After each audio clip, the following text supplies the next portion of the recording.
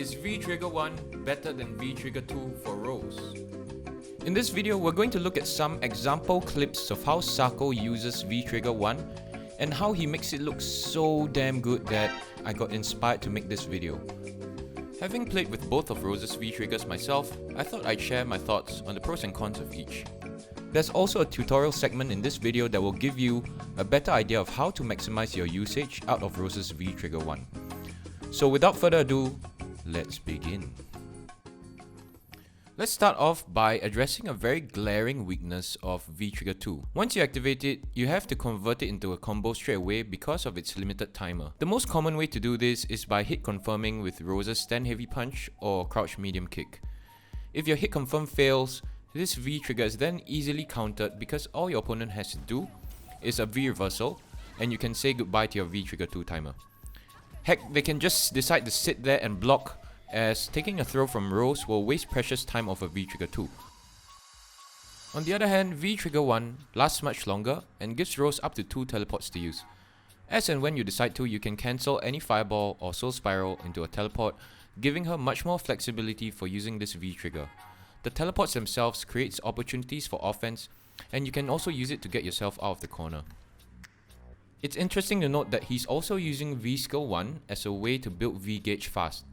I initially underestimated this V-Skill, but seeing how good V-Gauge is now with V-Shift in the game, there's definitely some considerations for using V-Skill 1. So let's take a look at how to activate V-Trigger 1. Sweep Activate leaves you +6 on block, allowing you to go for frame traps or throw after. Another good way to activate is through crouch medium kick or stand heavy punch cancel into an EX fireball. If it hits, you can follow up with a dash and land a heavy DP.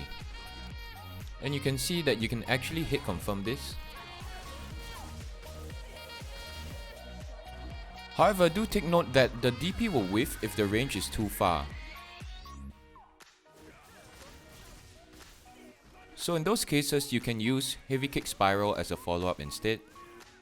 But the good thing about activating from EX Fireball is that it gives you frame advantage even when blocked, allowing you to mix up between frame traps and throw after. So it's still good to go for if you want to take back some momentum. Alternatively, you can just go for raw EX Fireball into activate like Sako does in this clip to get your opponents off you. Likewise, you still have frame advantage on block. This is the basic Fireball tele behind mix-up, and the reason why I think V-Trigger 1 is slightly more consistent is because you're able to land a jump-in attack even if they block, and jump-in attacks put you in an advantageous situation because it allows you to mix the opponents up between throw, shimmies and frame traps.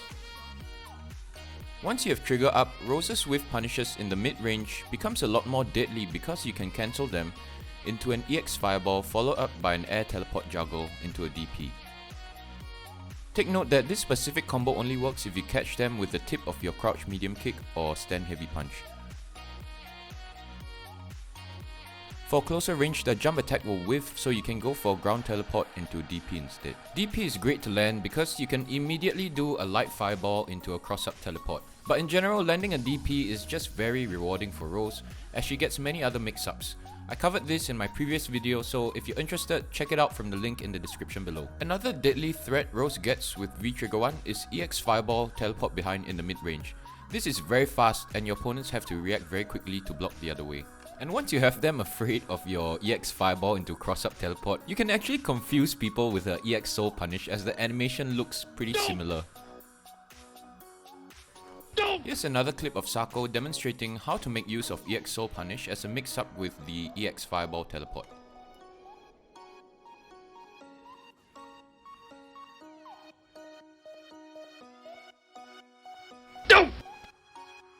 One reliable way to counter Rose's left-right teleport mix-up is through the use of V-Shift.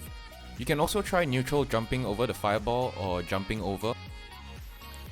So what this means if you're playing as Rose is to take your time with your teleports. I found that people tend to be a lot more jumpy because they don't want to deal with the left-right mix-up. So you can try baiting out some jumps and scoring some free anti-airs, or just letting your opponents hang themselves. This is another advantage of V-Trigger 1. It kinda gives you a mental advantage in the neutral game because the thought of teleport is always going to be on your opponent's minds, and they might make some mistakes. You can't put a value on that, so take your time with it, tease your opponents with some fireballs and see how they react.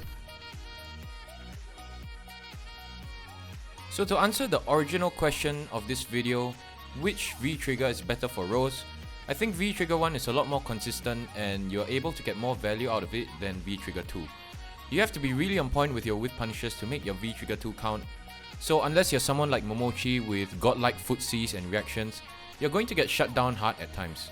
I know there are videos out there of like 1000 damage combos with V trigger 2, but most of those situations require your opponents to whiff DP in the corner. So if I'm playing against a Rose with V trigger 2, the answer is simple.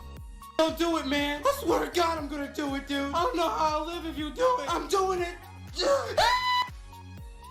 Just don't do it.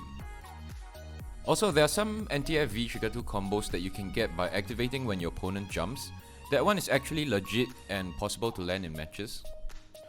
However, I think overall the V trigger 1 gives too much flexibility for Rose and allows you to be more proactive and control the pace of the match. At the end of the day, this is just an opinion. Feel free to share your thoughts in the comment section below. If you found this video helpful, don't forget to leave a like and subscribe for future content. Thanks for watching, peace, and until next time.